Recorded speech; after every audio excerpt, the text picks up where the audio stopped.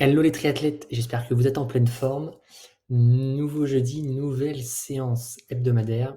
Cette semaine, on s'intéresse à la natation et particulièrement à une séance spécifique qui est là pour tester votre vitesse critique. Alors, qu'est-ce qui est la vitesse critique en natation? Comme vous vous en doutez, contrairement à la course à pied ou au vélo, où on arrive à définir des valeurs tampons, des valeurs cibles, que ce soit la VMA en course à pied, calculée notamment à l'aide de l'allure, ou la PMA et la FTP à vélo, calculée à l'aide d'un capteur de puissance. En natation, il est plus difficile d'avoir toutes ces données-là, puisque pour l'instant, la puissance en natation n'est pas encore quelque chose de monnaie courante. Le cardio-fréquence mètre est de plus en plus utilisé en natation, mais manque encore cruellement de précision. Donc la seule manière d'avoir une valeur de référence en natation, c'est de calculer sa vitesse critique et donc d'avoir un temps lié à une vitesse. Aujourd'hui donc, pour cette séance de vitesse critique, elle va se baser sur des séries de 50 mètres avec 16 fois 50 mètres en Z3. Cela va vous permettre en gros de définir globalement votre allure sur un 800 mètres. Et donc à partir de là, et en calculant cette vitesse critique, on pourra établir la suite de vos zones en natation. Donc ça, c'est hyper intéressant comme séance. Alors, comme c'est quand même une séance spécifique avec un corps de séance assez court, mais qui est direct intense, on a besoin d'un échauffement complet. Donc l'échauffement, il va durer 1200 mètres. Ça peut paraître beaucoup, mais c'est important pour vraiment préparer votre organisme au test qui va suivre.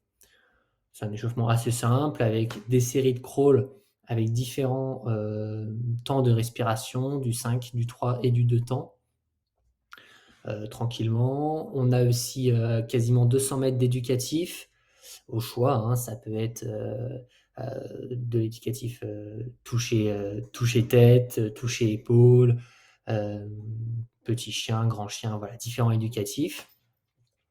Ensuite, on va travailler en amplitude, c'est-à-dire avec le moins de coups de bras, de grands mouvements. On va chercher loin.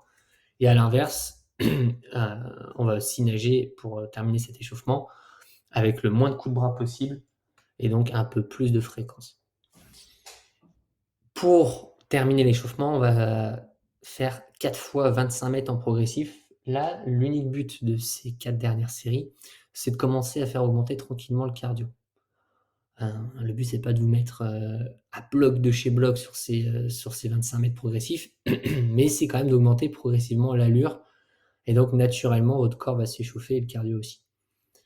Ensuite, excusez-moi, petite pause, on commence donc le corps de séance qui va vous permettre de définir votre allure de test, votre vitesse critique en natation. 16 fois 50 mètres en Z3. L'objectif, comme sur toutes les séances de fractionné ou toutes les séances de test, c'est d'être le plus régulier possible sur ces intervalles. Ça ne sert à rien de nager un premier 50 mètres en 42 secondes si vous faites les 15 suivants en 55 secondes. Essayez vraiment dès le départ d'imprimer une vitesse que vous êtes capable de maintenir sur les 16 séries. Bien sûr, on ne vous demande pas d'être à la seconde près sur le même chrono, mais globalement, si vous sentez que vous êtes capable de les nager en 50 secondes, eh bien, il faudrait que la plupart de vos séries se situent entre 48 et 52 secondes, par exemple. Entre chaque série, on fait une récupération assez courte de 15 secondes, donc ça passe assez vite. Soit vous vous aidez de l'horloge de la piscine, soit à l'aide de votre montre, vous avez rapidement normalement sur le champ de données la récupération suite à l'intervalle effectué. 15 secondes, c'est vraiment rapide, c'est vraiment court, mais ne faites pas plus. Ça changerait vraiment les données et le résultat final du test. Puisqu'on est sur des intervalles très courts, donc plus on va augmenter le temps de récupération, moins le résultat final sera cohérent avec votre performance réelle.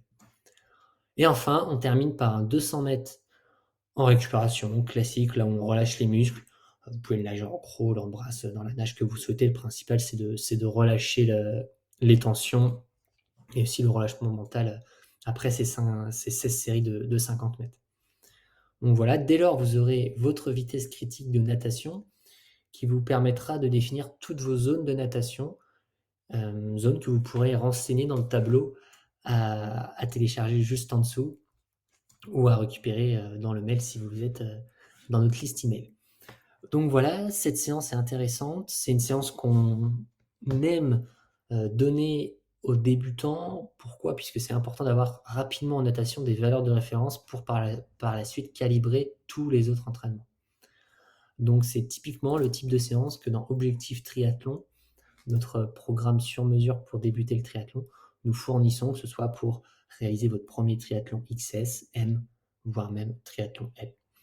Donc voilà, n'hésitez pas, à nous poser toutes vos questions en commentaire, on se fera un plaisir d'y répondre et très bonne séance à vous. Merci et à bientôt.